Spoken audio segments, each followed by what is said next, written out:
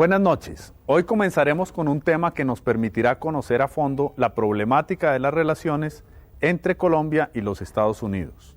Unas relaciones que a través de los años han tomado distintos rumbos, que hacen que hoy este tema figure como un punto primordial en la agenda de nuestro país. Estas relaciones están en el punto más bajo de nuestra historia. La crisis derivada de las acusaciones a la campaña de Samper de haber recibido financiación ilegal le dieron un vuelco a las relaciones entre los dos países, las que ahora se centran en el tema del narcotráfico. Pero también hay en la relación entre los dos países temas no tan conocidos por la opinión pública, como son los derechos humanos, la inversión, el comercio, el desarrollo sostenible y el medio ambiente. La crisis en la relación Colombia-Estados Unidos hizo que el Instituto de Estudios Políticos y Relaciones Internacionales de la Universidad Nacional de Colombia creara una comisión de análisis y recomendaciones sobre las relaciones entre Estados Unidos y Colombia.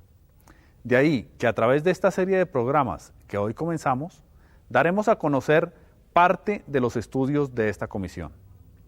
Empecemos pues por darle un vistazo al inicio de estas relaciones, casi desde el siglo pasado, cuando Estados Unidos realizaba ese activo expansionismo que lo caracterizó a partir de la segunda mitad del siglo XIX.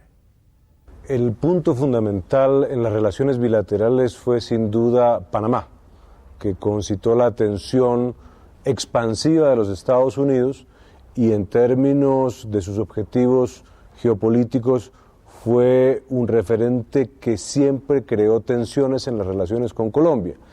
Cabe acotar que en la segunda parte del siglo pasado, Colombia era un actor muy activo en relaciones internacionales. Hay un texto casualmente de un profesor norteamericano que debate la competencia por la hegemonía en el Pacífico entre Colombia y Chile, por ejemplo, y el hecho de que Colombia, si bien tenía históricamente una buena relación con los Estados Unidos, pues tenía este activo que era muy importante y que de suyo ya generaba fricciones en las relaciones bilaterales. Hasta finales del siglo XIX, el propósito expansionista de los Estados Unidos no había alcanzado a afectar el territorio colombiano. Sin embargo, hacia 1880, el entonces presidente de los Estados Unidos, Rutherford B. Hayes, invocando el artículo 35 sobre libre comercio y navegación del Tratado Mallarino-Vidlac, autorizó desembarcos de tropas en el Istmo de Panamá, bajo el pensamiento que imperaba en el país del norte. Los americanos tienen el derecho y el deber de ejercer control y autoridad sobre toda vía interoceánica en el continente.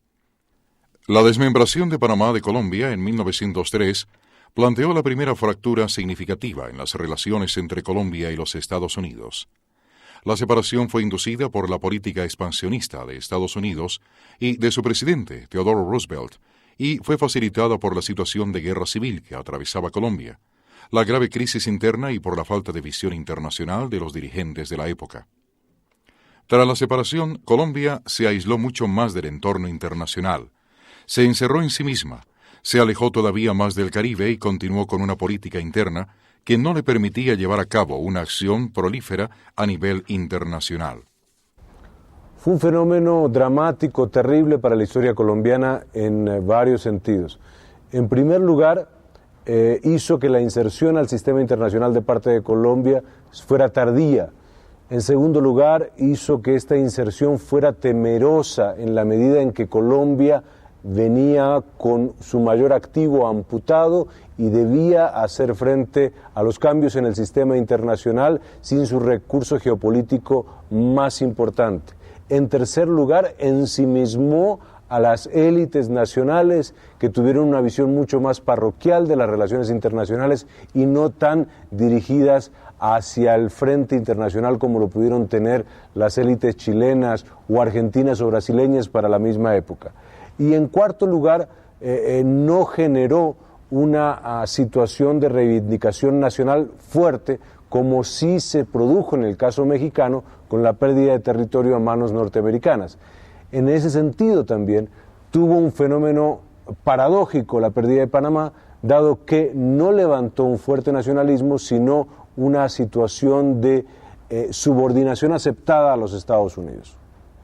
Solo hasta 1914, Marco Fidel Suárez, como ministro de Relaciones Exteriores, expuso su concepción llamada Respice Polum, o sea, mirar hacia el polo. Eso quería decir que Colombia debía mirar a los Estados Unidos porque, según Suárez, el norte de nuestra política exterior debe estar allá, en esa poderosa nación, que más que ninguna otra ejerce una decisiva atracción respecto de todos los pueblos de América. Era la época en la que en Colombia se discutía la aprobación del Tratado Urrutia-Thompson, que selló el episodio de la desmembración de Panamá con el pago de una indemnización a Colombia de $25 millones. Con la nueva perspectiva de mirar hacia el polo, comenzó una activación de las relaciones comerciales entre los dos países. Durante los años 20, el capital estadounidense aumentó progresivamente su presencia en Colombia. Las inversiones de ese país, que en 1913 oscilaban entre 2 y 4 millones de dólares, ascendieron a 30 millones en 1920, a 80 millones en 1926 y a 280 millones en 1929. Las importaciones de Estados Unidos se incrementaron notoriamente. Pasaron del 27% en 1913 al 48% en 1926. Entretanto, las exportaciones colombianas a Estados Unidos ascendieron del 44% al 86% en ese mismo periodo. En esa década, Estados Unidos financió prácticamente todos los préstamos otorgados al Estado colombiano. El capital estadounidense se centró especialmente en sectores como el del petróleo, la minería, el tabaco, el banano, los teléfonos, telégrafos y redes eléctricas. Los primeros brotes antinorteamericanos comenzaron en el país a finales de la década de los años 20, con el aumento del activismo sindical, especialmente en empresas de capital norteamericano. Y este clima de agitación culminó con la masacre de los trabajadores de la compañía United Fruit Company en 1928 en la zona bananera de Santa Marta. Esta compañía, que explotaba la producción del banano en la zona norte del país, fue acusada por distintos sectores de utilizar, explotar y hasta esclavizar a los trabajadores colombianos que laboraban para ellos. Este descontento propició protestas y levantamientos de la clase obrera en contra de las políticas de la compañía estadounidense, protestas que culminaron con la masacre de obreros a lo largo de la zona bananera. Sin embargo, para el país y sus relaciones con Estados Unidos, este hecho tuvo más impacto en la pugna bipartidista interna que en las denuncias sobre la dominación de Estados Unidos a través de la frutera. Al comenzar la década de los 30, el reformismo que impulsó el nuevo gobierno liberal, luego de 50 años de hegemonía conservadora, no tuvo tampoco ninguna trascendencia ni fricciones especiales entre el gobierno de Colombia y los Estados Unidos. Solo cuando en el gobierno de Alfonso López Pumarejo, entre 1934 y 38, se intentó intervenir el desarrollo de la industria bananera, las relaciones entre Estados Unidos y Colombia tuvieron ciertas fricciones, pues la compañía United Fruit Company pretendió socavar y oponerse a la intención del gobierno de controlar la industria del banano. Las tensiones llegaron al punto de que uno de sus gerentes fue encarcelado. Pero como era la costumbre hasta el momento, las relaciones binacionales no sufrieron mayores tropiezos. No era la tradición, y se miraba al país del norte como el motor del desarrollo del resto del continente. Sin embargo, el presidente Eduardo Santos fue el primero que se opuso a proyectos internacionales de los Estados Unidos. Durante la Segunda Guerra Mundial, el presidente de los Estados Unidos, Franklin Delano Roosevelt, reveló su estrategia de unificar bajo un mando único a los ejércitos del continente frente a la amenaza nazi, bajo la dirección política y militar de Washington. Pese a las buenas relaciones del gobierno colombiano con Estados Unidos, y especialmente con Roosevelt, el presidente Eduardo Santos se opuso abiertamente al proyecto. Advirtió el peligro que para nuestros países entrañaba tener ejércitos desproporcionadamente grandes y criticó el armamentismo que ya comenzaba a hacer carrera con el patrocinio de los Estados Unidos. La Segunda Guerra Mundial terminó con obviamente una fuerza notable de los Estados Unidos en el marco hemisférico, con una competencia ideológica muy abierta con la Unión Soviética y con unos gobiernos en el continente que deseaban recomponer o mejorar sus relaciones con los Estados Unidos, que salía como un victorioso de la Segunda Guerra. Argentina y Chile en particular trataron de enmendar buenas relaciones con los Estados Unidos, dado que no habían estado tan cerca de Washington en su política contra el eje nazifascista. Brasil optó por una política de acercamiento estratégico con los Estados Unidos, y las repúblicas andinas, Colombia entre otras, pues le dio un elemento de profundización a sus tradicionales buenos vínculos con los Estados Unidos. Colombia fue un actor creíble y de confianza para los Estados Unidos en la construcción del orden post-Segunda Guerra Mundial. El papel de Colombia en la configuración de Naciones Unidas fue crítico y fundamental y cercano a los Estados Unidos. El papel de Colombia en la configuración de la OEA fue fundamental y cercano a los Estados Unidos.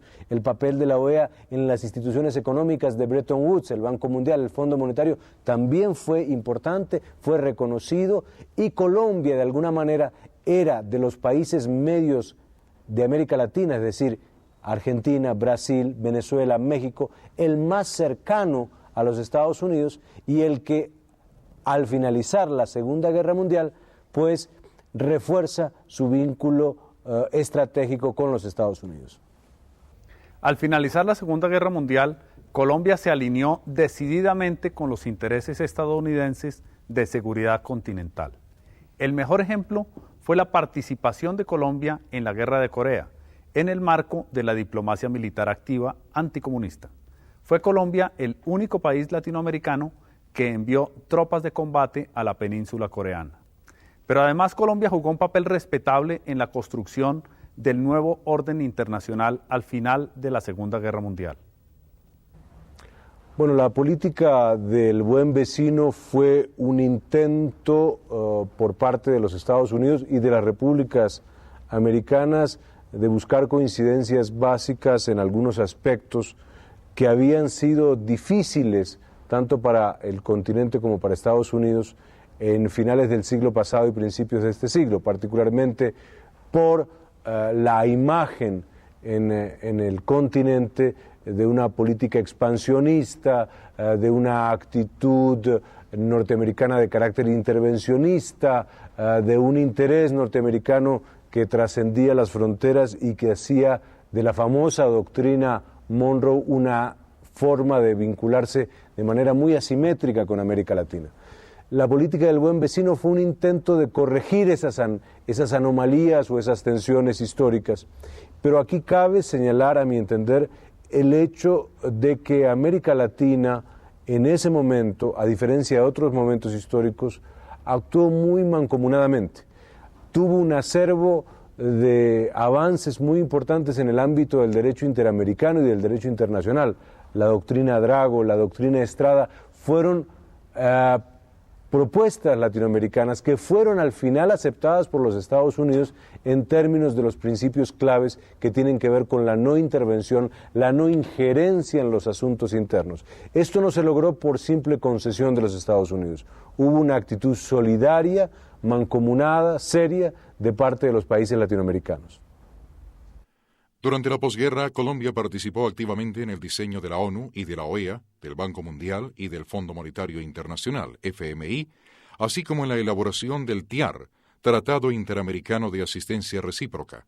De la misma manera, desde el comienzo de sus actividades, colaboró estrechamente con el Banco Mundial y operó dentro de las formulaciones del Fondo Monetario Internacional. Pronto, Colombia obtuvo el reconocimiento como un país que se distinguía por el manejo prudente de la economía. Como resultado de la Revolución Cubana en 1959, Colombia reforzó su alineamiento contra el comunismo y, en consecuencia, apoyó las estrategias y mecanismos institucionales que se acordaron en la Conferencia de Punta del Este en 1961. Al comienzo de la década de los 60 y durante todos esos años, Colombia comenzó a perfilarse como un país ejemplar para los Estados Unidos. Colombia adhería activamente a las iniciativas norteamericanas, acogía la Alianza para el Progreso, se unía de manera activa al bloqueo a Cuba y tenía amplias coincidencias con la política exterior norteamericana. Sí, para tomar en consideración y evaluar las décadas del 50 al 70, yo diría que Colombia fue el país en América Latina que más rápidamente internalizó la estrategia anticomunista de los Estados Unidos. Digo más rápidamente porque fue el país que contribuyó, aportó de manera decidida a la guerra en Corea en los 50, en momentos en que todavía no estaba dado el fenómeno de la Revolución Cubana, donde ahí sí se instala el peligro o la amenaza del comunismo, según Washington, en nuestro continente, y es allí donde uno ve más realinderamientos de parte de otros países. La alianza, la cercanía, el vínculo inmediato, la subordinación consentida de Colombia a los Estados Unidos es anterior a muchos gobiernos latinoamericanos y se da en Corea, pero se reafirma luego de la Revolución Cubana, se reafirma en la suspensión de Cuba de la Organización de Estados Americanos, donde Colombia jugó en la reunión de Punta del Este un papel primordial, se ratifica aún más en la intervención en República Dominicana en el 65 y de alguna manera empieza a tomar un giro leve, gradual, recién a comienzos de los 70 con una nueva corriente latinoamericana que empieza a distanciarse gradualmente de los Estados Unidos. La conducta de Colombia le mereció el apoyo de la comunidad internacional, apoyo que se reflejó, por ejemplo, en una estrecha relación con la Agencia Internacional para el Desarrollo, AID. El país se distinguió por su estrecha alianza con los Estados Unidos, líder de la coalición construida para llevar a cabo la estrategia de contención del comunismo y de la Unión Soviética. En ciertas ocasiones, esta actitud de Colombia tuvo altos costos internos, como cuando enfrentó entre 1979 y 1980 la aspiración cubana de formar parte del Consejo de Seguridad de las Naciones Unidas. Esta época de la posguerra fue bien importante para Colombia. El país se caracterizó por ser modelo en la tradición democrática y electoral, por el acatamiento al derecho internacional y a la solución pacífica de los conflictos, manejo económico responsable, respeto a la inversión extranjera y a sus compromisos internacionales, como el pago de la deuda. Durante los años 60, Colombia era considerada, en esencia, un buen ciudadano de la comunidad internacional de naciones. Y para muchos esa excepcionalidad fue funcional para su desarrollo. Si bien no hubo nunca un tratamiento especial por parte de la comunidad mundial hacia Colombia, su comportamiento le generó respeto y una comprensión razonable. Vale la pena resaltar aquí la tradición legalista, el apego a las normas que ha caracterizado a nuestro país. Para muchos, en ocasiones esto ha sido exagerado, pero ha sido excepcional en América Latina. Es una característica que le ha valido a Colombia reconocimiento internacional. La independencia de sus jueces es también reconocida y sobresaliente en el control de constitucionalidad. Colombia llevó al escenario mundial su vocación por la legalidad. Actuó como una especie de potencia moral, es decir, una nación que buscaba fortalecer su posición a nivel internacional mediante la defensa de principios jurídicos que no dependieran de circunstancias coyunturales. Colombia ha tenido una fidelidad tradicional a los procedimientos legales y sobre todo pacíficos para la superación de conflictos internacionales, y nunca ha tenido en el plano internacional actitudes que se puedan considerar como una amenaza para sus vecinos, ya sean estos grandes o pequeños. En esta misma línea se ha orientado la política colombiana frente a la inversión. La manera rigurosa como Colombia asumió el pago de la deuda externa en épocas en la que la suspensión de pagos fue generalizada, corroboró el comportamiento basado en la credibilidad internacional y en el cumplimiento por parte nuestra de los compromisos adquiridos. Durante el gobierno de Carlos Lleras Restrepo a finales de la década de los 60, surgió tal vez la única fricción notable de este periodo. Lleras rechazó las exigencias del Fondo Monetario Internacional en el sentido de devaluar drásticamente el peso. Mediante un decreto de estado de sitio, el gobierno colombiano estableció el control de cambios, el decreto 444, y reclamó su autonomía en el manejo de la política económica frente a las presiones del Fondo Monetario Internacional. En la locución televisada en noviembre de 1966, Lleras manifestó que la orientación de la economía nacional la trazaba el gobierno colombiano y no con los organismos internacionales. El episodio fue rápidamente superado con el Fondo Monetario Internacional, el FMI, y tampoco afectó de modo serio las relaciones con los Estados Unidos. Colombia era, pues, un país ejemplar en el manejo internacional. Nuestras relaciones con la comunidad mundial se basaban en el respeto al derecho internacional y, por otro lado, nuestra política interna permitía mantener excelentes perspectivas con un país que, como Estados Unidos, del que no podemos desconocer la importancia que tiene para nosotros, pues formamos parte de su órbita de influencia. Sigamos entonces con esta cronología de las relaciones entre los dos países, porque la época de los 70 fue el comienzo del problema del tráfico de drogas ilícitas, problema que comenzó a afectar de manera seria las relaciones binacionales. Bueno, habría que, en términos de la política de Estados Unidos frente a las drogas y frente a América Latina en los 60, ser muy precisos en dos direcciones. La primera dirección es que Estados Unidos ensaya en América Latina como en el resto del mundo, por ejemplo, en particular en Turquía y frente a las plantaciones de opio, una política punitiva, represiva, prohibicionista de tipo duro, duro en lo retórico y duro en las acciones. Y en segundo lugar, en los 60 y principios de los 70, Colombia no es un foco de atención de la política antidrogas latinoamericana de los Estados Unidos, es primordialmente México. Es primordialmente México y por la producción de marihuana y por la exportación también incipiente de heroína al mercado de los Estados Unidos. Luego, entre finales del 60 y principios del 70, ese interés, esa tensión norteamericana frente a las drogas en América Latina se traslada al Caribe en dos o tres puntos fundamentales. Jamaica por la producción de marihuana, que desplaza a México temporalmente, y de alguna manera los incipientes paraísos fiscales en varias de las islas que permitían el lavado de activos vinculados al negocio de las drogas. Es muy entrado los 70 cuando Colombia se convierte en un foco de atención de la política global y latinoamericana antidrogas de los Estados Unidos. En los 70, el tema de las drogas comenzó a adquirir relevancia en la agenda exterior estadounidense. El presidente Richard Nixon anunció desde Washington la primera guerra contra las drogas de Estados Unidos y durante la administración de Misael Pastrana surgieron los primeros indicios de la penetración del negocio ilegal de la droga en la sociedad y el Estado colombiano. A comienzos de esta década, Washington y Bogotá tuvieron miradas coincidentes en el marco multilateral en materia de sustancias psicoactivas, sin perjuicio de ciertas diferencias.